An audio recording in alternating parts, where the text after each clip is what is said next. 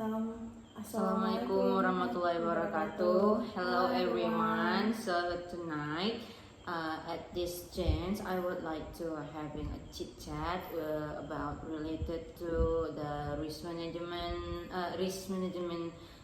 material topics. It's about the concept of risk, and of course with my honey bunny sweetie lovey bestie Rizkika, or usually we call her as Rika. Okay, so this conversation will be like a podcast, which is our group project, and it seems like we are gonna take around 20 minutes for this discussion because there is so many things we have to discuss. So without any further ado, let's have a start. But usually before we get to the core of discussion. Firstly, we need to know what kind of it that we're gonna talk about. So, beginning of the definition, I have searching in Google before. So, according to the expert, Tampu Bolon said, according to Smith, risk management is the process of identifying, measuring, and controlling financial risk that threaten the assets and income of a company or project that can cause damage or lose to the company. So, what version of yours? For my statement, risk management is the process of planning, regulating, leading, and controlling the activities of organization to minimize the risk of company earning. Maybe do you have another statement about it? My version, it's not about risk management. Actually, I just wanna give a definition of risk. So, risk is a kind of a situation that is likely to happen in the future, resulting in an accident, regret, adverse deviation, and other bad things. Thank you. And Risma, do you want to explain to me about the degree of risk? Oh yeah. So the degree of risk is measured by the probability of the adverse deviation. For example, the probability of death at age 60 is approximately 1%, and at age 83, it's about 10%, and at age 96, the probability of death increased to nearly 30%. Using the probability of an adverse deviation from the outcome that is hoped for, we view the risk of death at age 83 as greater than that at age 60, but less than that at age 96. So the higher the probability, then an event will occur, the greater the likelihood of a deviation from the outcome that is hoped for, and the greater the risk, as long as the probability of loss is less than 1. Oh my god, that was a detailed explanation. And now it's about risk. Risk distinguished from peril and hazard, right?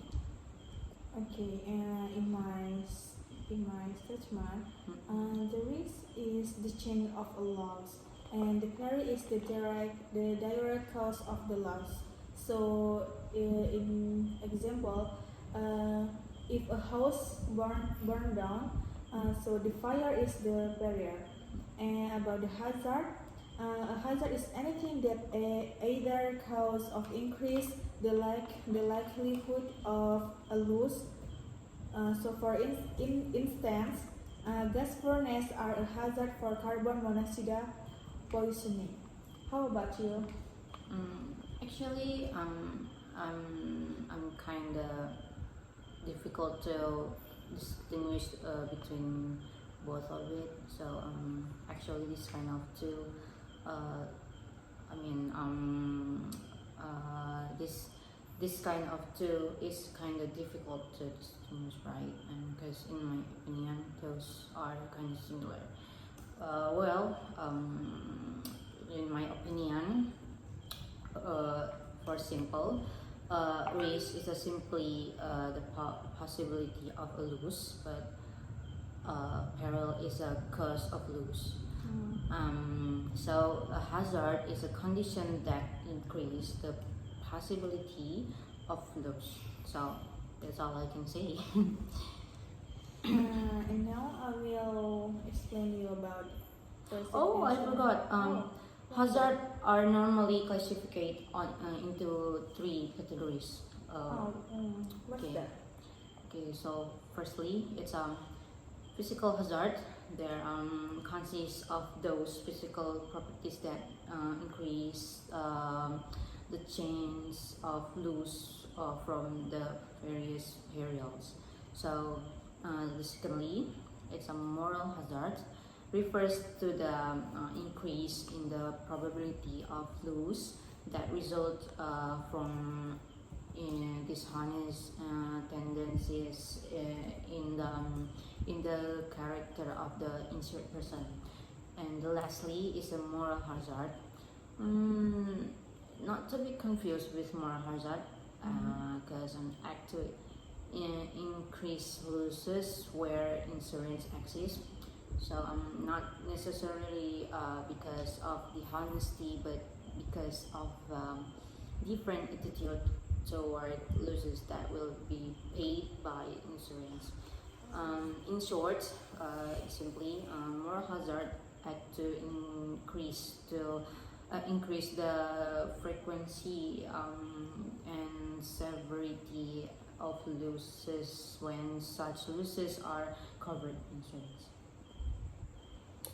Okay, I think that's all. And now I think I want to explain to you about classification of risk. Yeah.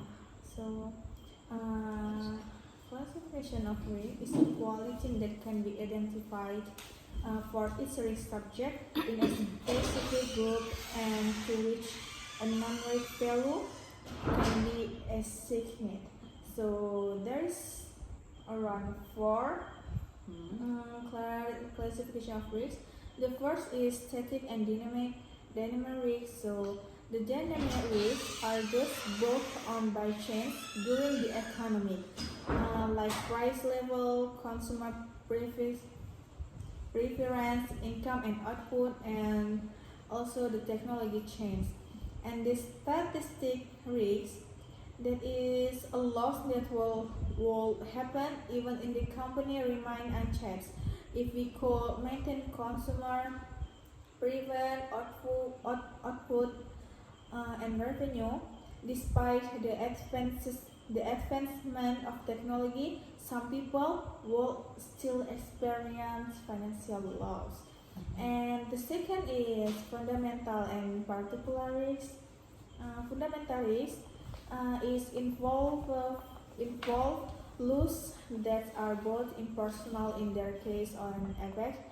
So generally speaking, they are group risks, even though they may be caused by physical event, economic, social, and political phenomena are influenced in part by those events.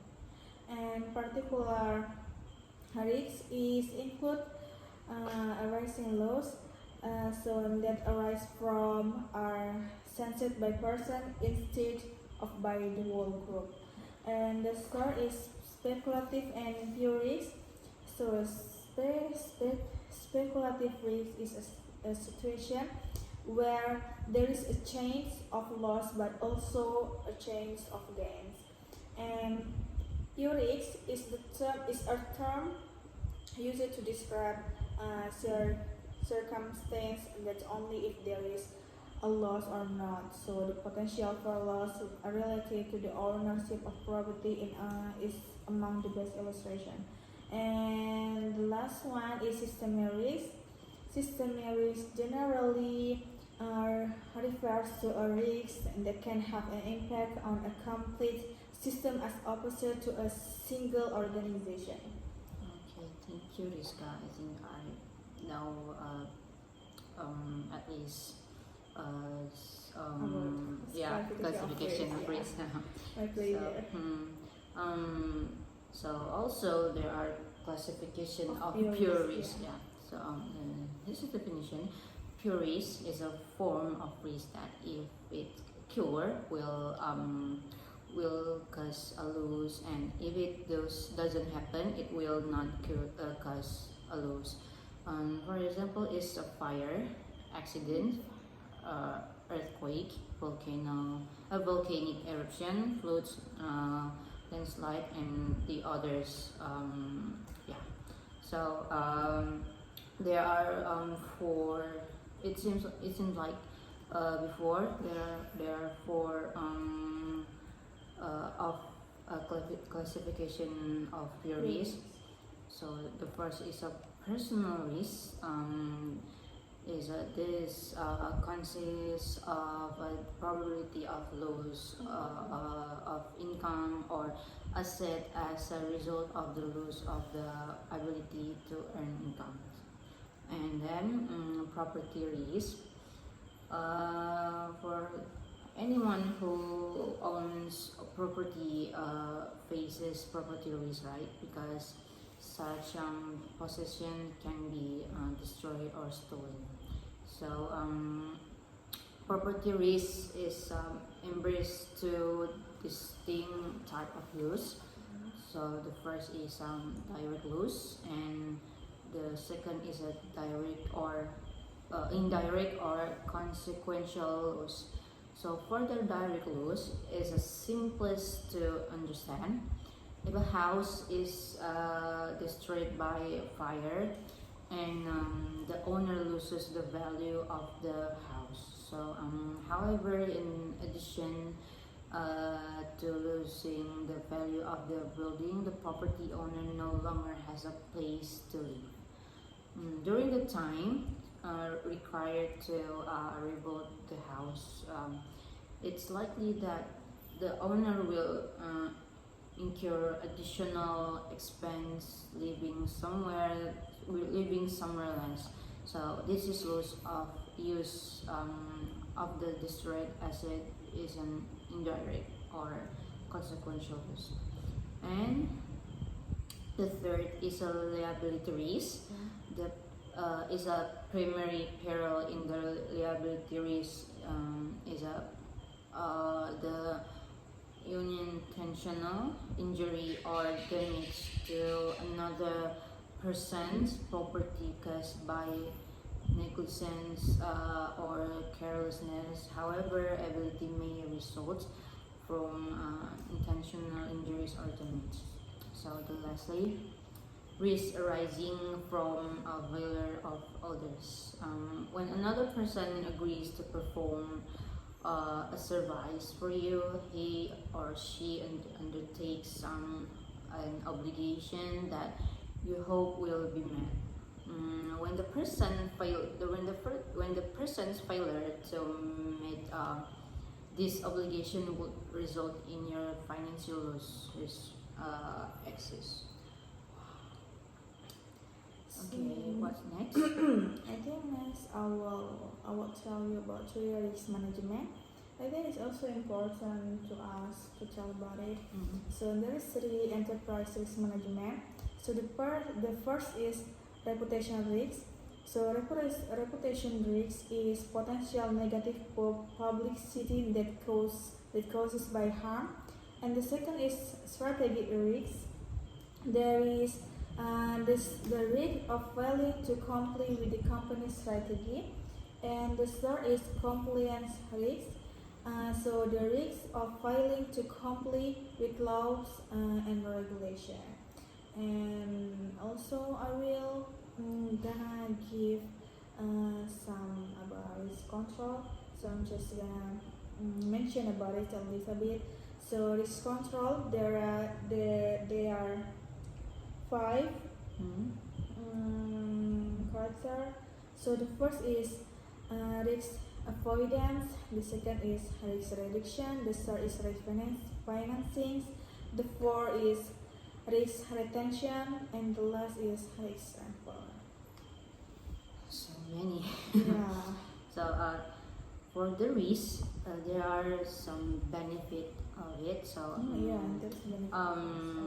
so firstly, it's helping companies to achieve vision and mission, and preventing companies from collapse, increase company profit, and lastly, some maintaining stakeholder tips. So the risk management also have a benefits, Yeah. right? Okay, so all right. We're finally in the study case section. This is the study case that we chose as an example that relate to the concept of risk management.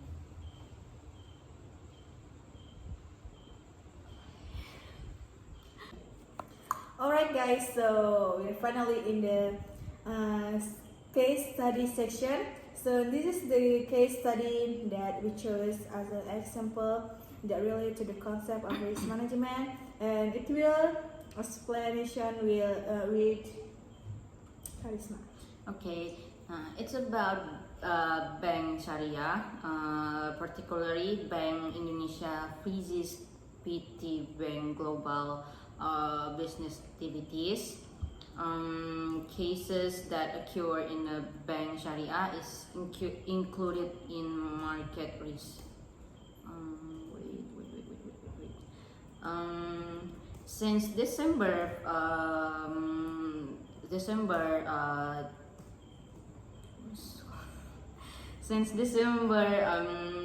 14, 2004, Bank Indonesia, or as we call BI, froze the business activities or BKU of PT Global Bank Tbk. As a result, around 8,000 customers registered in 30 branch office were forced to take care of their funds. Not only that, hundreds of shareholders, public investor, also became unclear on their investments. And plus banks and other parties who have bills. The fate of hundreds of employees became uncertain in the midst of difficult job opportunities. So it's some kind of work. If they get laid off, it will certainly add to a long row of unemployment. All of that will also increase the burden on the government in restoring the wheels of the economy, especially the real sector. Okay, so based on this problem, I think the possible solution there are the first, as a public company, Bank Global should be transparent and carefully implement the principle of good corporate governance, and also the collapse of the global bank could very well be caused by a collusion between the manager of the global bank and prudent asset management. And the analysis The health of a bank is not only based on assets or capital, but must also take into account risk management factor, which include 8 factor, namely credit risk, market risk, liquidity risk, operational risk, legal risk, strategy risk, completion risk, and reputation risk, as well as I mentioned before. So I think, It's quite enough, right? yeah, After all our discussion is this is a good discussion. mhm. Well, you're so beautiful today. Oh my god. Okay, that's all for us. We hope you enjoy, guys. So Thank you for thank you for watching. watching. Bye bye. Assalamualaikum warahmatullahi wabarakatuh.